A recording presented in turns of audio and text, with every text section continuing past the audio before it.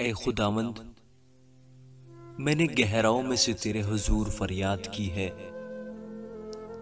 ऐ खुदावंद, मेरी आवाज सुन ले। मेरी इल्तिजा की आवाज पर तेरे कान लगे रहें। ऐ खुदावंद, अगर तू बदकारी को हिसाब में लाए तो ऐ खुदावंद, कौन कायम रह सकेगा। पर मग़फ़िरत तेरे हाथ में है ताकि लोग तुझसे डरें। मैं खुदावंद का इंतजार करता हूँ, मेरी जान मुंतजिर है और मुझे उसके कलाम पर एतमाद है। सुबह का इंतजार करने वालों से ज्यादा, हाँ, सुबह का इंतजार करने वालों से कहीं ज्यादा मेरी जान खुदावंद की मुंतजिर है।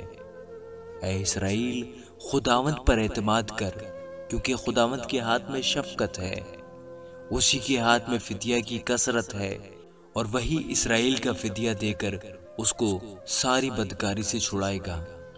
आमीन।